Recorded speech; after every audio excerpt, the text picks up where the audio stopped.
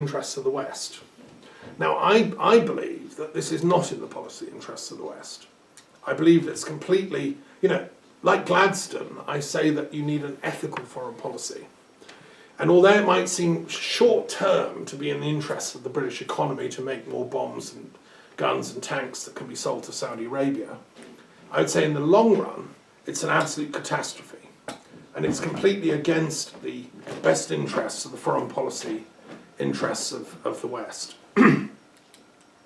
So at the same time as that, another dot to join up here is that in the politics of the United Kingdom and Ireland, the DUP, Democratic Unionist Party of Northern Ireland, are the main body propping up the Conservative regime at the moment. And they received a huge amount of funding from a mysterious source, which they threw at the referendum campaign. And they threw at the general election campaign, and that enabled them to stay in power and now prop up Theresa May's government. Now, the allegation was made, and I've researched this in great detail, they received a huge amount of private funding from an unnamed source, but people that seem to know have alleged that it came from Saudi Arabian intelligence, right, that funded the DUP to prop it up, which is in turn propping up the Conservative government that is pushing through Brexit.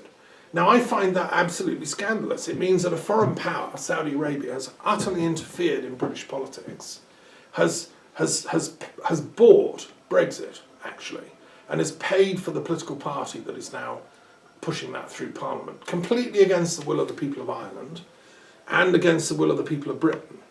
It means Saudi Arabia has effectively done a coup in British politics behind the scenes and pushed in Brexit.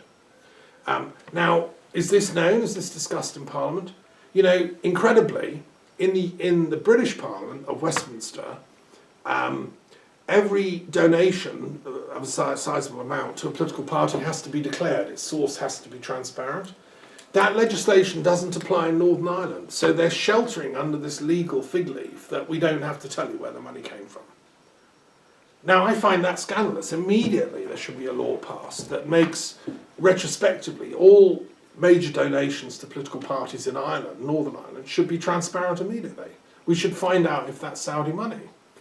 I mean, the entire history of Britain and the future of our relationships with Europe hang on this. And nobody's saying anything. Are parliamentarians asleep? What's happened to that kind of liberal conscience that Gladstone and co used to actually understand? Where are the statesmen in contemporary British politics? I'm not a politician, I'm merely a philosopher, but I'm saying, where are they? Have they all been bought? It's scandalous. So I suspend judgment. If I'm wrong, I'm wrong. Maybe it was some rich millionaire, who builds slot machines in America. I don't know. But the evidence I've seen and the allegations that I've seen are that it was Saudi money. And not only that, but it was a Saudi intelligence source. So there's another dot to join up, okay? The next dot to talk about is Philip May, which is the husband of the Prime Minister, Theresa May. Now, Theresa May is a woman I've met. I used to think she had integrity. When I taught in Wiltshire in a girls' Anglican school, I met her. She seemed an intelligent woman at the time. We had a long chat about the limits of politics. We talked about ethics. I was teaching religious studies in this all-girls Anglican school, and she's the daughter of a vicar. And I thought she was a good woman. And I said, she'd made quite a good speech to the Sixth Form Politics Club, and I said, thank you, that was a great speech, that'll get the girls thinking, and you're so right. You would agree with me then, would you, that politics can't solve all the problems of the world, that we need ethics individually and personally, and that really government should let us be ethical instead of keep passing laws to say what we can do and can't. Under the new Labour regime of Blair, there'd been a huge swathe of legislation outlawing everything that normal, decent people like to do. Like, I found one of the most ridiculous things was outlawing playing guitars in pubs.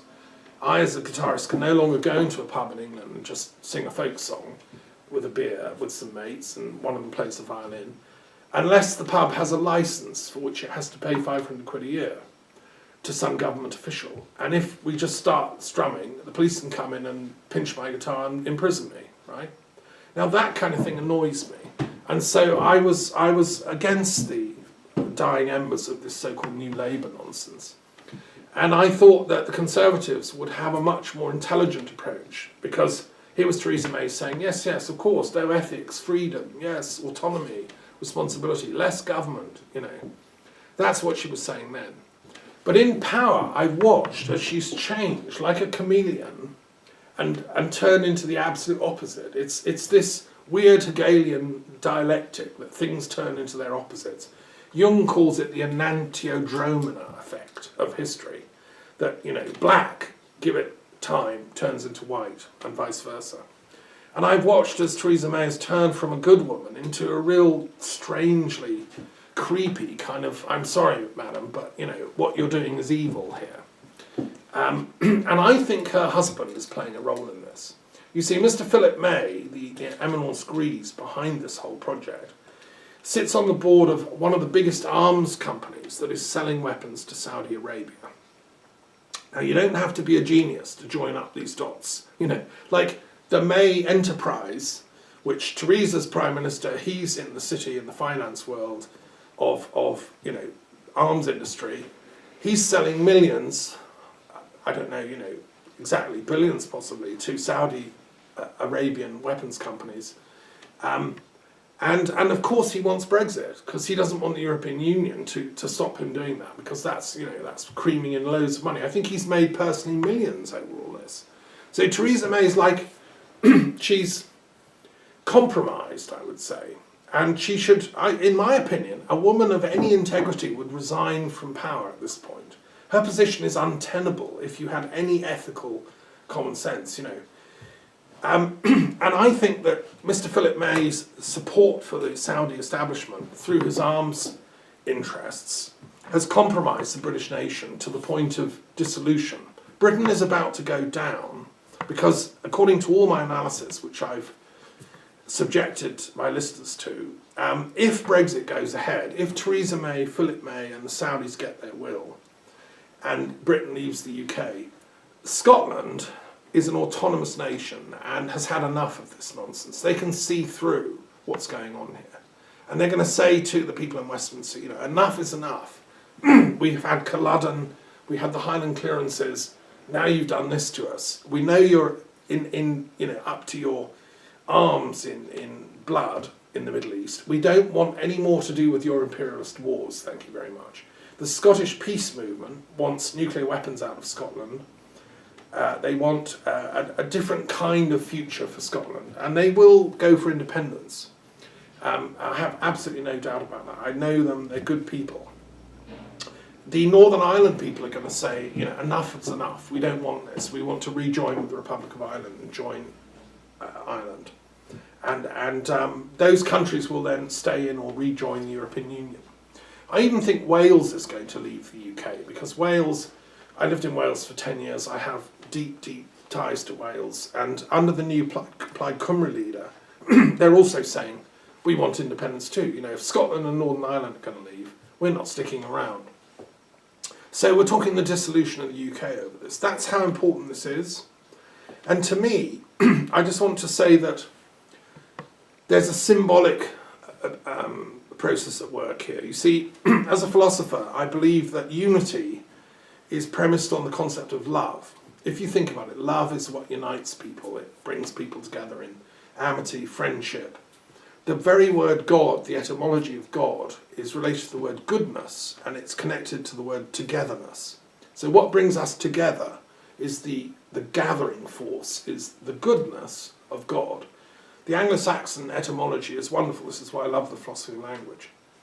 What breaks people up is the opposite. It's hatred, fear, lack of love. Now, I find it very tragic that Khashoggi's death is such a stark kind of archetypal warning to the planet, to those of us that care about the Middle East, that want peace in the Middle East. Because when you dismember a body and cut it up, what do?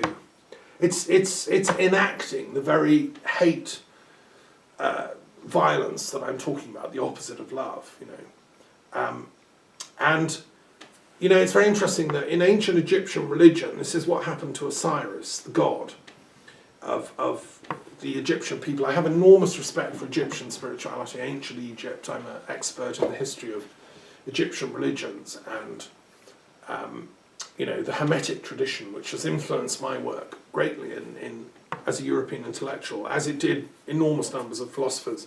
There's a wonderful book by McGee on Hegel and Hermetic philosophy. He was much more influenced by ancient Egyptian Hermeticism than people realise. As I discovered when I went to the Hegel Society conference at Oxford University and had a wonderful chat to somebody about Hegel and esoteric thought. So Osiris, the same thing happens to him. He was a righteous man, he was a good man, he was the king of Egypt, he was the consort of Isis, who was the great goddess of healing and magic and wisdom. And his brother Set hated him and was jealous. And the story given by Plutarch is that Osiris went to India to teach peace, that's all. He was a king of peace. He taught agriculture, he brought writing, he brought civilization to India. It's interesting that this legend probably goes back to a time when the early Indus Valley civilization and the Egyptian civilization were in cultural contact, right? 2,000 or 3,000 BC.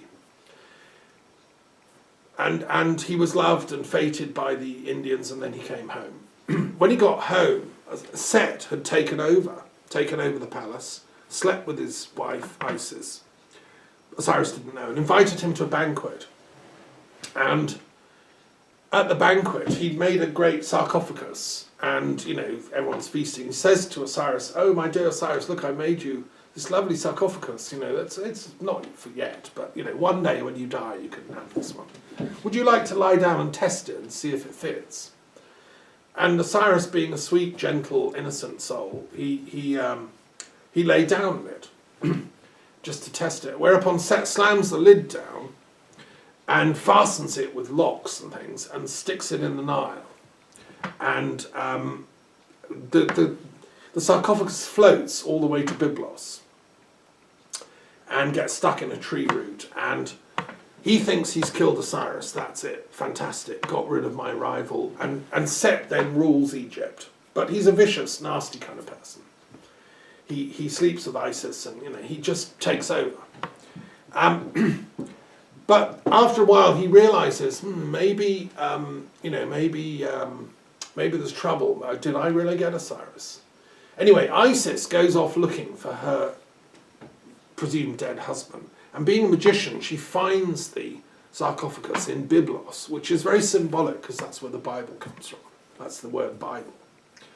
And she finds the sarcophagus and brings him back to Egypt in secret and revives him. Using her magic powers, she makes him whole again. And they conceive a son, Horus. And, everyone thinks it's going to be fine. But then Set, the nasty, evil, dark intelligence force, discovers this and attacks the camp and finds Osiris for the second time. And this time, he makes no mistake about it, and he dismembers the body. He kills Osiris, and he cuts him up into 13 pieces. Right? And he scatters each piece in a different part of Egypt. Now, I'm so struck by the fact that that's the same myth that's just happened to Khashoggi. It's as if like we're being told something as a planet, like remember Osiris or something, And incredibly, the story is as follows. You'd think that was it. That's the end of Osiris. Set's won. But actually, what happens is Isis has this incredible magic ability. She is the goddess, right? You don't argue with Isis. I am a member of the Fellowship of Isis. I've been to the castle in Ireland, where it was refounded by an Anglican priest who was a friend of mine, Reverend Durden Robertson. I think Christianity and Isis traditions and esoteric Hermetic wisdom are all part of the same current, the eternal Nile, if you want, of wisdom, and Sufism and Druidry, and they're all interconnected. As a philosopher, I can guarantee you that. And to me, the point, anyway, what Isis does is she tracks down the pieces one by one in the story, in the legend.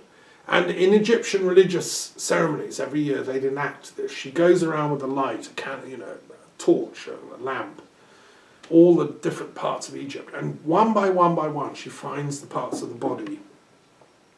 and she reassembles them.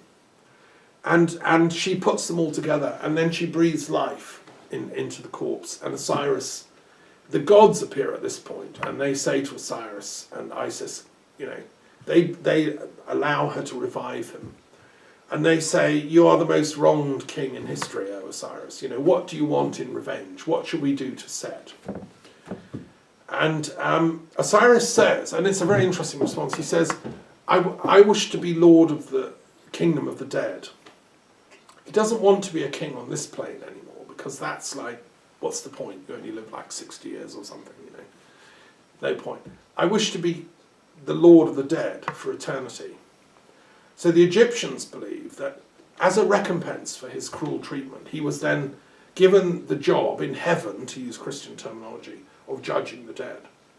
Now, and as far as we know, he's still in that job, right? So this is very interesting, and what it means symbolically, to use Jungian kind of analysis here, is that the Christian story, when Christ comes to earth later and is similarly killed wrongly and then comes back to life, what happens to Christ is he is also made Lord of the dead. Christ is in heaven judging the souls of the dead when they die. To me, and my research on the history of Christianity, it's 100% certain that Christ and his innermost disciples, like Mary Magdalene and Thomas and John and so on, were working within a sort of icy current of esoteric Hermetic wisdom, which they were transposing into Enochian Judaism and Canaanite mystery traditions and early Greek Dionysian rituals, because the same sort of thing happens to Dionysus. So, dismemberment is what Set does, and that's what the Saudi Arabian regime has done. They stand for the Set energy. And it's interesting that Set came to Egypt out of the desert lands. Set was the god of evil who brings chaos and dismemberment and destruction and comes from the desert. The true god, Osiris and Isis and Ra and you know, Christ and the real gods of love, bring togetherness and love and healing. And when the Christian takes the sacraments in the communion, they're symbolically reenacting the remembering of Osiris or Jesus. They're taking that energy of unity and love. That's what it's meant by communion. When you take communion, you commune with your fellow Christians and your fellow mystics all over the world, and you make a one body. That's the other work. So we have two forces. We have the Set energy working with dismemberment, and that's what the Saudi regime now embodies, in my opinion. And we have the poor people like poor old Kashoggi and all the other intellectuals of the world who are working for peace and justice and truth, trying to remember. In English we use the word remember, it means to put back together again the pieces of. We have to remember our original goodness. And that's why I'm calling for an international,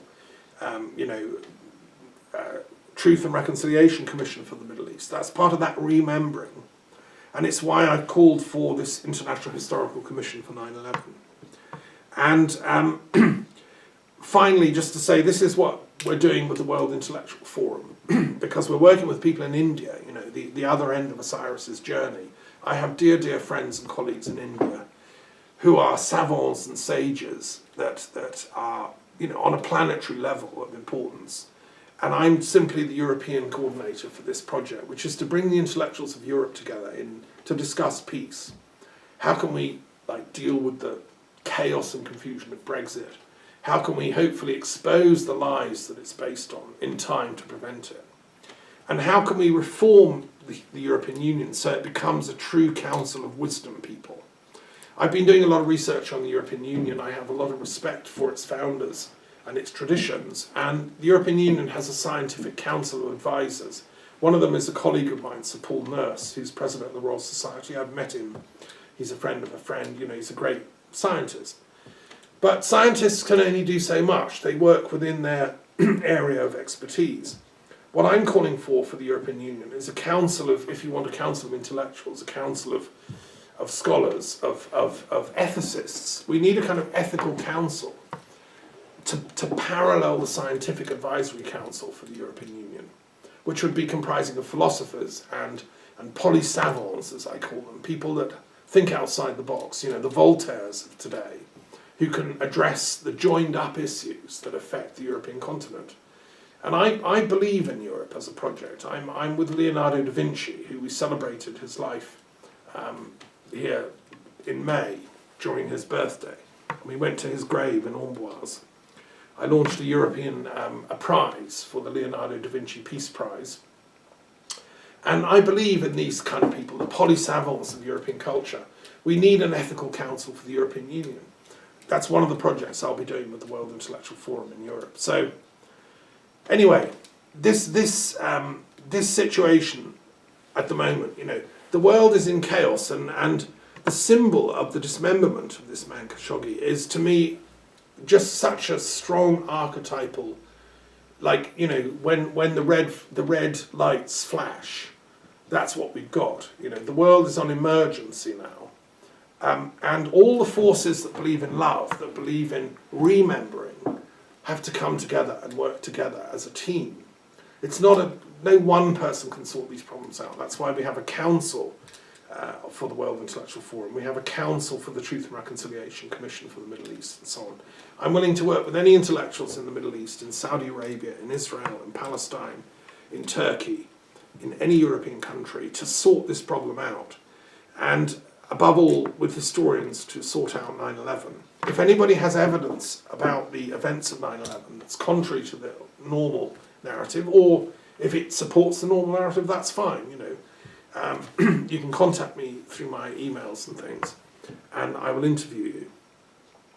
Because, just to say in conclusion, only truth will set us free, and this is the great quote from the New Testament, that truth sets us free, and it's in the pavement of the nave in the Cathedral of St. John the Divine in New York City, which is a church I know and love very well. It's the mother church of the Anglican Communion, which I belong to. And we have a duty, I think, as scholars and intellectuals to press for truth now. And we need to be told the truth of what happened to this man, Khashoggi, and not accept lies from anyone anymore. And so thank you so much for listening. I hope you found this informative. I believe I've joined up a few dots, and if you have some other dots you think that I need to include in the picture, please contact me. Thank you.